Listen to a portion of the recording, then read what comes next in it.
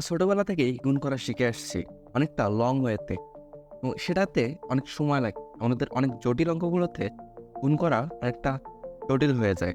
তো এটা করার জন্য আমরা আজকে একটা ইজি ওয়ে শিখবো, এবং যার ফলে আমরা যে কোনো গুণ খুব অনায়াসে করতে পারবো। তো প্রথমে এই এক্সাম্পলটা দেখবো। তো এটা করার জন্য আমরা প্রথমে জাস্ট শুরুর যে আছে সেটাতে আমরা গুণ করবো। আর আর ২ এর গুণ করলে হয় হচ্ছে ১৪। ১৪ আমরা ৪ এ নিব, এবং হাতে যেটা থাকে সেটা আমরা পাশে লিখে রাখবো। যেটা থাকে ১, এবং সেটা আমরা পাশে লিখে রাখছি। তারপর কাজটা সহজ। জাস্ট আমরা ক্রস করব। হুম? গুণ করে দিব। তো ৭ এবং ৭ এর মধ্যে গুণ করব, এবং ৩ এবং ২ এর মধ্যে গুণ করব, এবং সেটাকে যোগ করে দিব। সো ৭ এবং ৭ এর মধ্যে গুণ করলে হয় হচ্ছে ৪৯, এবং ৩ আর ২ এর মধ্যে গুণ করলে হয় হচ্ছে ৬। তো ৪৯ আর ৬ যোগ করে দিব, হয় হচ্ছে ৫৫, এবং হাতে যে ১ থাকে সেটা যোগ করে দিব।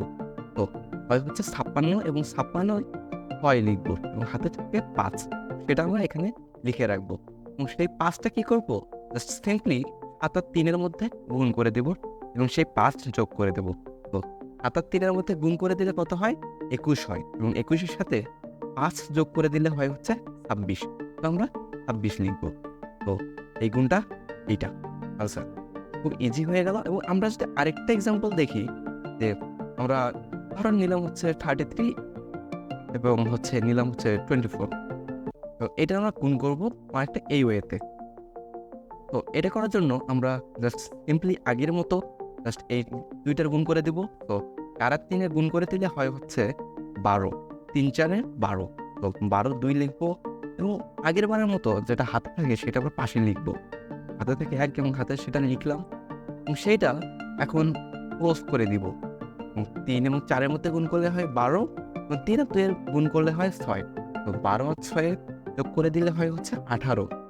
আমাদের হাতের যে ১ ছিল এইটা যোগ করে দিব। সো ৩ ৪ এ ১২, এবং ৩ ২ ৬, ১৮, এবং ১ ১৯ এর ৯ লিখবো, এবং হাতে থাকে ১। এটা আমরা এখানে লিখবো। তারপর কাজটা সহজ। ৩ আর ২ এর গুণ করে দিব। তো ৩ ২ ৬, এবং এই যে এখানে ১ থাকে, কত হলো? ৭। সেটা আমরা এখানে লিখবো। তো এরকম যেকোনো গুণ লং ওয়েতে না করার চেয়ে এই এক লাইনে করার ওয়েটা কেমন লাগলো তোমরা জানাবা। ঠিক আছে? তো thank you so much for watching. Waiting for this next hacks.